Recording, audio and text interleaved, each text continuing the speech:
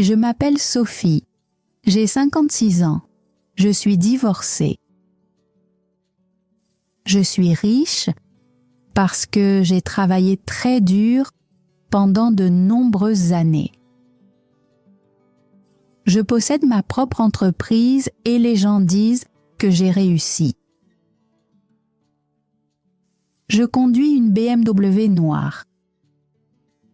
Je porte des talons hauts parce qu'ils me font me sentir forte et sûre de moi. Quand je marche, les gens me regardent. Certains me respectent, d'autres me jugent. Ils chuchotent et pensent connaître mon histoire, mais ils ont tort.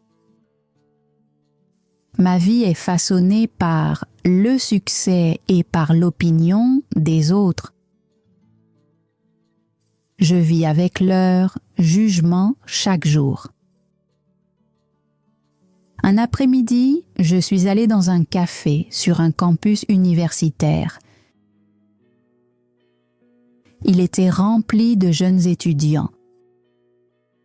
Je faisais la queue quand j'ai remarqué un jeune homme près du comptoir. Il était grand et beau. Il avait environ 24 ans. Il regardait le menu avec inquiétude. Il tenait un petit portefeuille dans sa main. Il regardait les prix encore et encore. Il semblait nerveux et hésitant. Ses vêtements étaient simples et usés. Je voyais qu'il n'avait pas beaucoup d'argent. Il avait l'air affamé mais perdu. Il voulait manger mais il n'était pas sûr de pouvoir payer. Il se mordait la lèvre et soupirait doucement. Quelque chose a touché mon cœur. D'habitude, je n'aide pas les inconnus, mais cette fois, c'était différent. Il ne demandait pas d'aide. Il souffrait en silence. Je me suis approchée. Il m'a remarqué et a eu l'air surpris. J'ai souri et j'ai parlé. « Bonjour », ai-je dit. « Vous essayez de choisir quelque chose à manger ?» Il a hoché la tête. Sa voix était douce. « Oui. »« Laissez-moi vous offrir le déjeuner » ai-je dit. Il avait l'air choqué. « Oh non, vous n'êtes pas obligé » a-t-il dit rapidement, un peu gêné. « J'en ai envie » ai-je répondu. « Ce n'est pas grand-chose, s'il vous plaît. » Il a hésité, puis a souri doucement. « Merci, c'est très gentil. » Je lui ai acheté un sandwich et une boisson. Il a choisi le moins cher. Nous nous sommes assis à une petite table. Il mangeait vite, il avait vraiment faim. Il s'appelait Danny, il était étudiant. Ce simple déjeuner fut le début de tout. Après ce jour-là, j'ai appris à mieux connaître Danny. Il avait 24 ans, plein de rêves, mais peu d'argent. Il travaillait à temps partiel comme barista. Il avait des dettes et j'ai remarqué les semelles usées de ses chaussures. Il rêvait d'un avenir meilleur. Sa situation m'a touchée. Nous avons commencé à nous voir souvent. Parfois nous prenions un café. Parfois nous marchions dans le parc du campus. Il était très différent des personnes que je fréquentais habituellement. Il était jeune, sincère et ouvert. Il me faisait rire avec ses histoires. Je me sentais détendue avec lui. Je pense qu'il ressentait la même chose. Il avait souvent l'air fatigué, mais quand il me souriait, ses yeux brillaient. Nous avons parlé de sa famille, de ses rêves et de ses inquiétudes. J'ai partagé aussi des parties de ma propre vie. Nos conversations sont devenues plus longues et plus profondes. Nous avons beaucoup ri. Je me sentais à l'aise avec lui d'une manière que je n'avais jamais connue auparavant. C'était étrange mais beau. J'avais 56 ans et lui en avait 24. La différence d'âge était grande, mais quand nous étions ensemble, elle n'avait plus d'importance.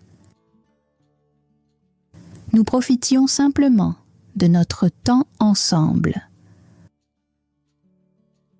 Un soir calme, nous étions assis dans un petit café.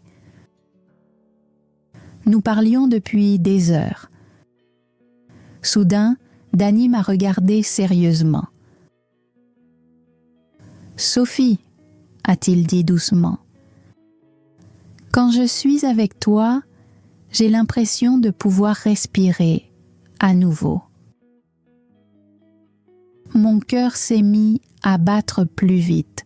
Ces mots m'ont surprise. J'ai regardé dans ses yeux et j'y ai vu de la sincérité. Il s'est approché et a regardé mes lèvres. Je ne l'ai pas arrêté. Il m'a embrassée doucement. Puis, le baiser est devenu plus intense. Le temps semblait s'arrêter. J'ai oublié mon âge, mes règles et le regard des autres. Quand nous nous sommes séparés, je me sentais à la fois troublée et chaleureuse. J'ai toujours vécu avec des règles sur la distance, des règles pour cacher mes sentiments. Mais ce baiser a brisé l'une de mes règles les plus fortes. C'était la première règle que je brisais à cause de Danny. Et au fond de moi, je savais que ce ne serait pas la dernière. Ma vie changeait à cause d'un jeune homme aux grands rêves et aux chaussures usées. Danny ne m'a jamais demandé d'argent, pas une seule fois. Pourtant, je voyais le stress dans ses yeux. Il étudiait le jour et travaillait de longues heures. Ses chaussures étaient vieilles et abîmées. Je savais qu'il avait du mal. Les factures et les soucis le suivaient partout. La pression pesait lourdement sur ses épaules. Je voulais l'aider. Un soir, nous étions assis ensemble dans un café. Il regardait souvent son téléphone et semblait inquiet. J'ai pris une grande inspiration. « Danny, » ai-je dit doucement, « je veux t'aider. Je peux te donner un peu d'argent, juste assez pour te faciliter les choses. » J'ai essayé de faire paraître cela simple et sans importance. Il m'a regardée avec surprise. « Non, Sophie, » a-t-il dit rapidement. « Je ne peux pas accepter ton argent. C'est mon problème. »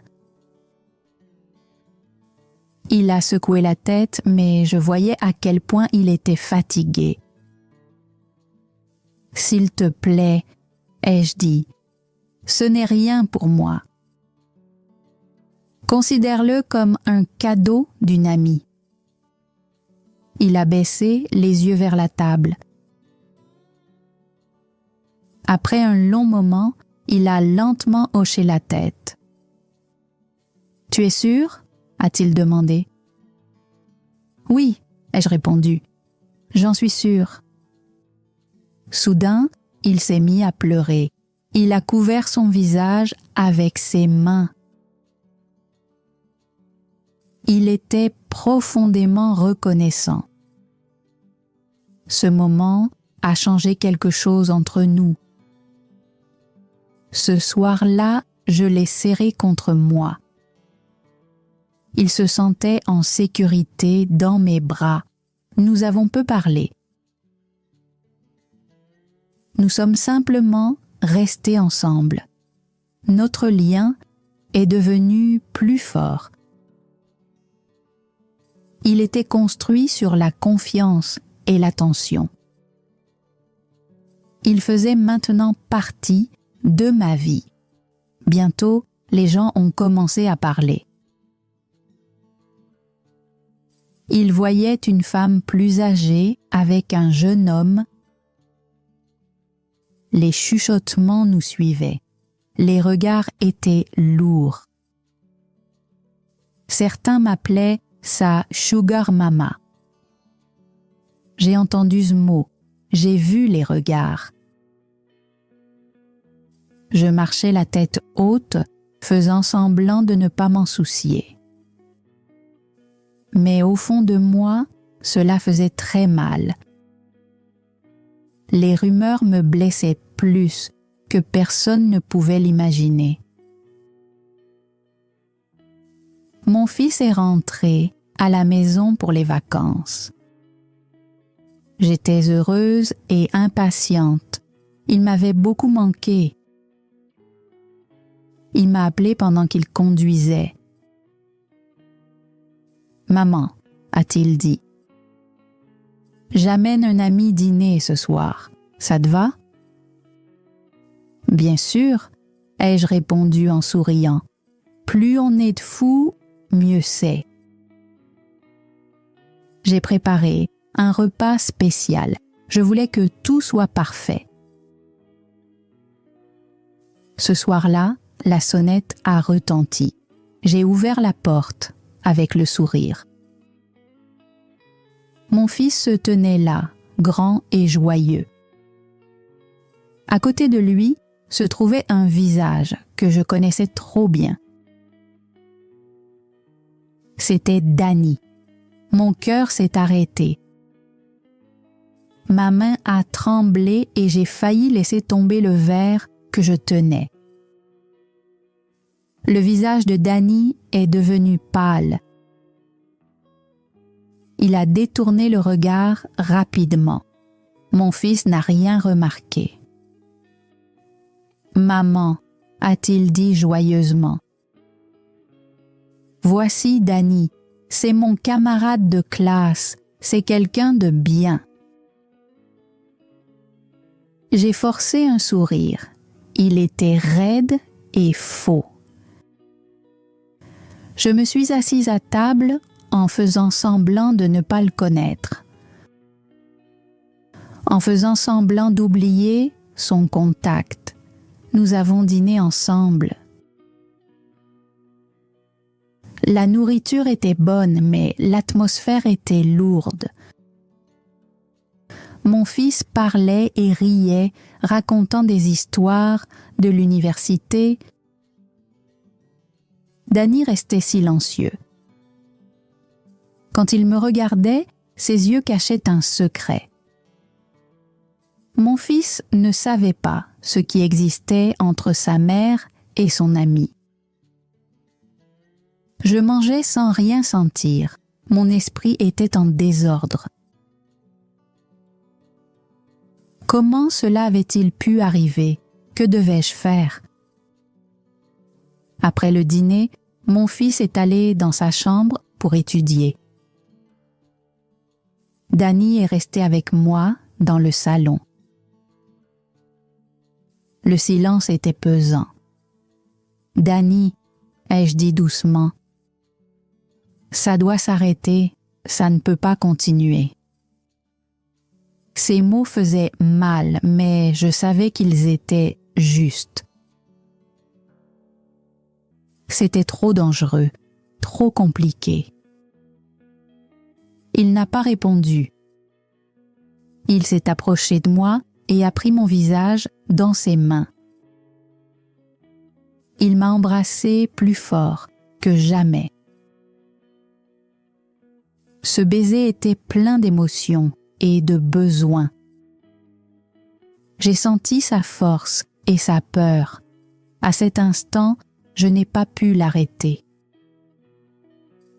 Mon cœur a ignoré ma raison. Je voulais que tout s'arrête, vraiment. Mais je n'ai pas pu le laisser partir. Pas encore. Dani m'a demandé de l'épouser. J'ai été choquée. Au début, j'ai ri.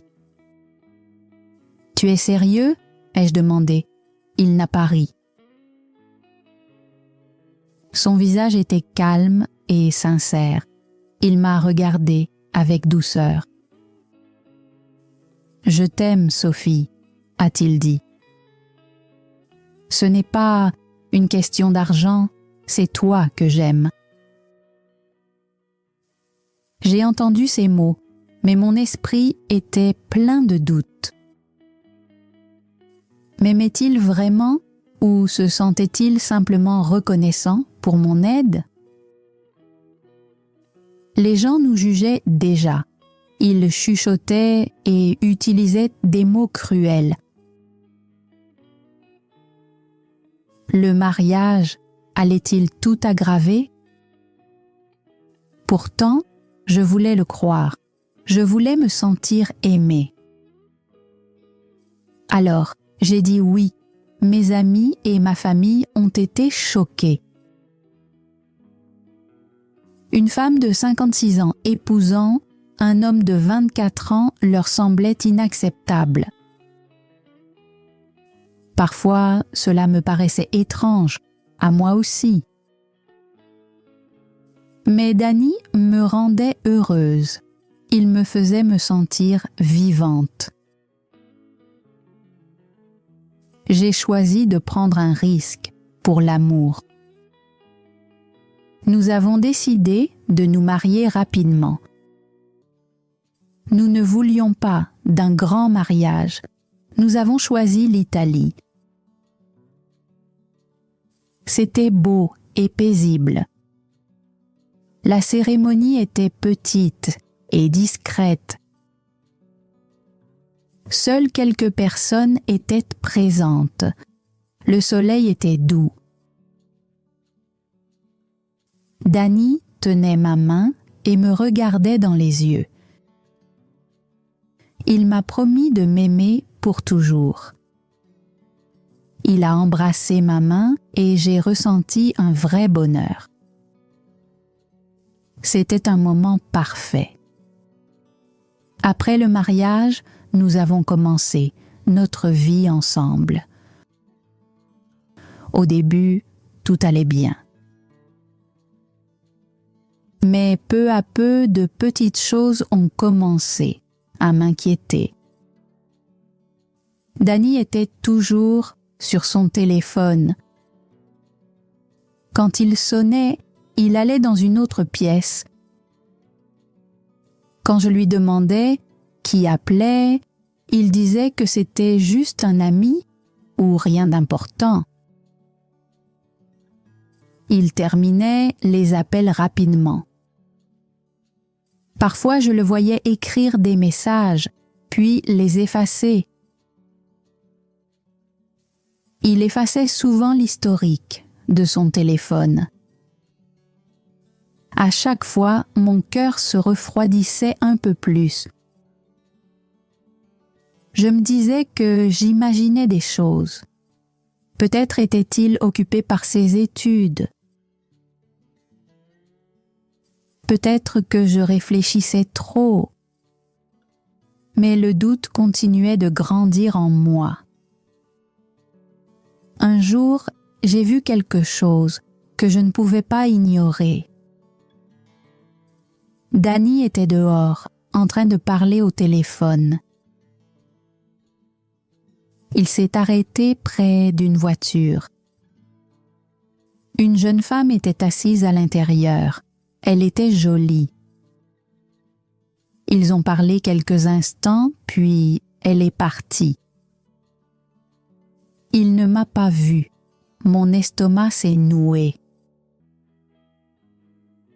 Je ne l'avais jamais vue auparavant. Pourquoi me cachait-il cela? Mon bonheur après le mariage a commencé à s'effacer. Un sentiment sombre a envahi mon cœur. C'était la première fois que je la voyais. Je les ai revus près du campus. Cette fois, ils étaient ensemble.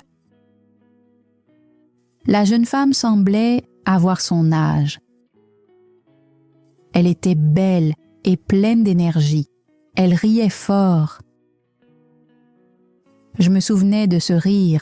Danny riait comme ça avec moi autrefois. Maintenant, il riait avec elle.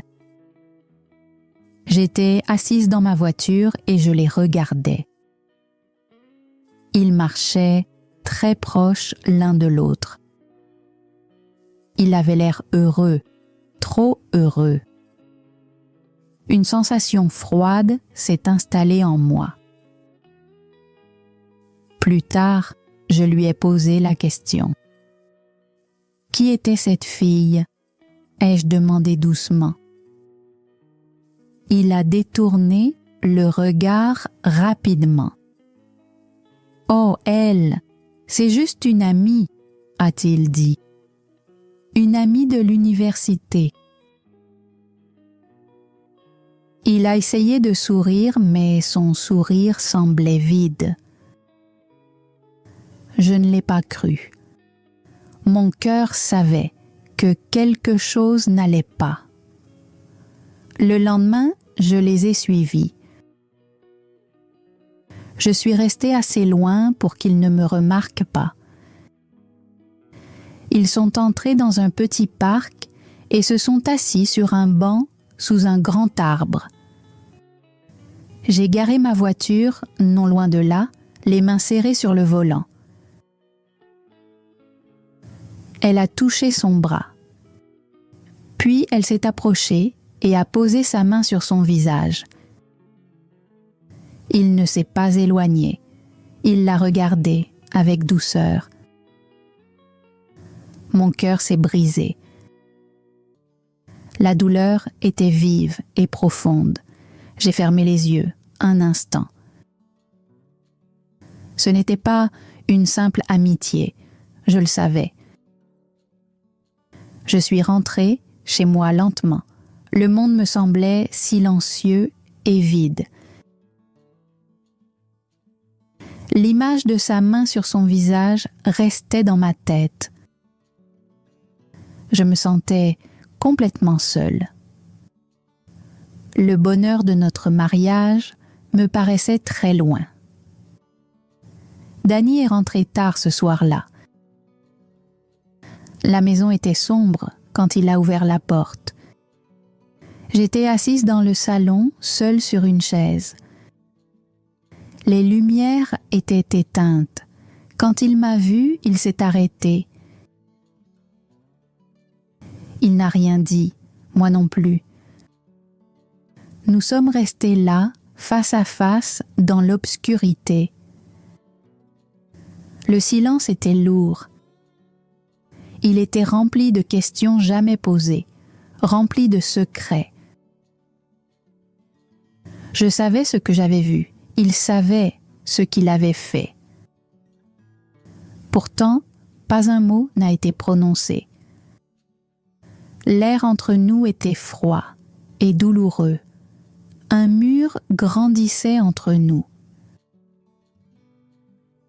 Plus tard, je suis allée me coucher, mais je n'arrivais pas à dormir. L'image revenait sans cesse. sa main sur son visage. Elle tournait encore et encore dans mes pensées. Le lendemain matin, notre maison était silencieuse et pesante. Je savais que je ne pouvais plus me taire. J'avais besoin de réponses. J'ai trouvé Danny dans le salon. Son visage était pâle et fatigué. Je me suis tenue devant lui et je lui ai demandé de me dire la vérité. Je lui ai dit que je devais tout savoir. Il s'est assis lentement. Ses mains tremblaient quand il a commencé à parler. Il m'a dit que la femme que j'avais vue était son ex-petite amie. Elle s'appelait Sarah. Il a dit qu'elle avait des problèmes et qu'elle avait besoin d'argent. Elle l'avait menacée. Elle disait qu'elle révélerait à tout le monde qu'il m'avait épousée uniquement pour l'argent. Elle dirait que notre amour était faux, seulement un accord. Mon cœur est devenu froid et lourd. Je ne savais plus quoi croire. Danny m'a dit que Sarah avait de vieilles photos d'eux ensemble. Elle avait aussi d'anciens messages provenant de son téléphone. Elle utilisait tout cela pour lui faire peur. Elle voulait beaucoup d'argent. S'il ne payait pas, elle enverrait tout à son université et aux journaux. Elle voulait détruire sa réputation et notre mariage. Ses yeux étaient rouges et remplis de douleur. Il a sorti son téléphone et me l'a donné.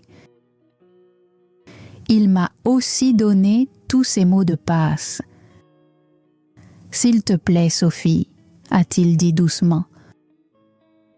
Prends tout, regarde tout, mais ne me quitte pas, s'il te plaît. » Il voulait que je lui fasse confiance. Il voulait que je voie qu'il était honnête. Il voulait que je sache qu'il m'aimait, moi, et non mon argent. J'ai tenu le téléphone et j'ai regardé son visage. J'ai vu la peur et la tristesse dans ses yeux. Je l'ai cru.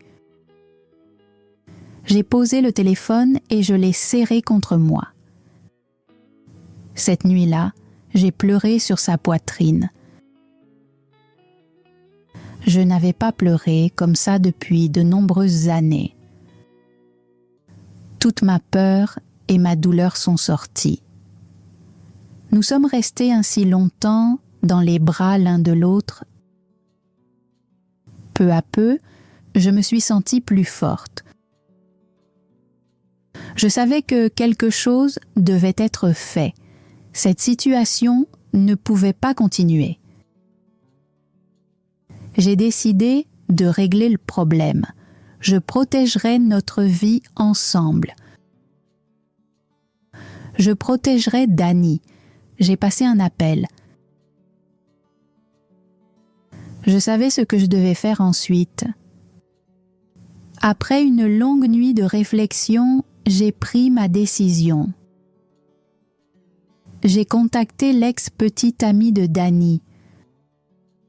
Je lui ai proposé de l'argent pour qu'elle nous laisse tranquilles.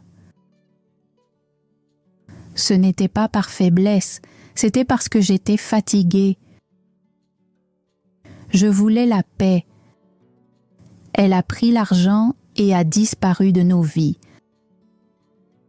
Après cela, tout est devenu plus calme. Danny s'est concentré sur ses études. Il a travaillé dur et a terminé ses études.